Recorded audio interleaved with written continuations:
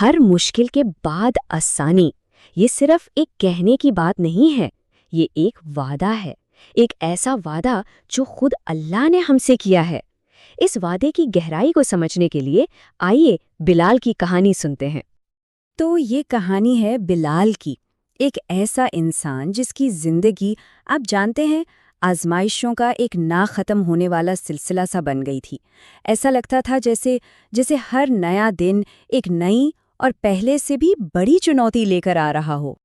تو پہلا حصہ بلال کا امتحان، چلیے دیکھتے ہیں کہ وہ آخر کن مشکلات سے گزر رہا تھا۔ بات صرف ایک مشکل کی نہیں تھی، قرضہ وہ بڑھتا ہی جا رہا تھا، صحت وہ بھی دھیرے دھیرے جواب دے رہی تھی، اور ان سب کے اوپر ہر صبح ایک نیا انجانا خوف دروازے پر دستک دیتا تھا۔ ایسا لگتا تھا جیسے مشکلیں ایک کے بعد ایک بس اس پر ٹوٹ رہی تھیں۔ اب آتے ہیں دوسرے حصے پر، ایک دعا ایک آس۔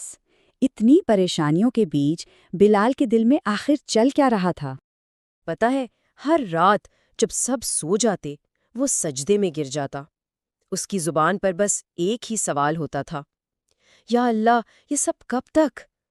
یہ ایک سوال اس کی پوری تھکن اور بے بسی کا آئینہ تھا۔ لیکن اس ٹوٹے ہوئے دل کے اندر کہیں نہ کہیں ایمان کی ایک چھوٹی سی چنگاری اب بھی روشن تھی۔ ہر صبح جب وہ اپنے ہاتھ اٹھاتا تو اس کے دل سے یہی نکلتا، یا اللہ میں جانتا ہوں تو جو بھی کرے گا بہتر ہی کرے گا۔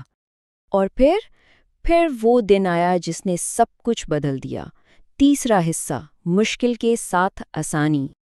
ایک دن کی بات ہے، بلال مسجد میں بیٹھا تھا، قرآن کی تلاوت ہو رہی تھی، اور اچانک کچھ الفاظ اس نے صرف سنے نہیں بلکہ اس نے انہیں محسوس کیا، جیسے وہ خاص اسی کے لیے اترے ہوں۔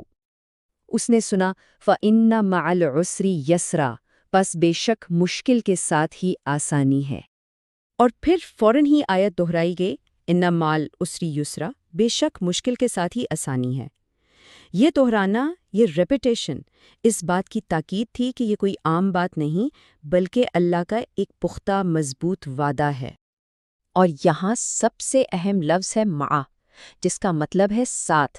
ذرا غور کیجئے، آیت یہ نہیں کہہ رہی کہ آسانی مشکل کے بعد آئے گی، آیت کہہ رہی ہے کہ آسانی مشکل کے ساتھ ہے، وہ اسی مشکل کے اندر ہی کہیں پوشیدہ ہے، چھپی ہوئی ہے۔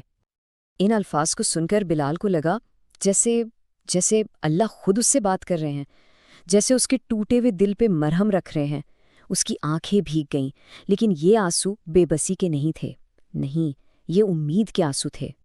آخری حصہ، اللہ کا وعدہ۔ تو اس ایک احساس نے آخر بلال کی زندگی کو کیسے بدلا؟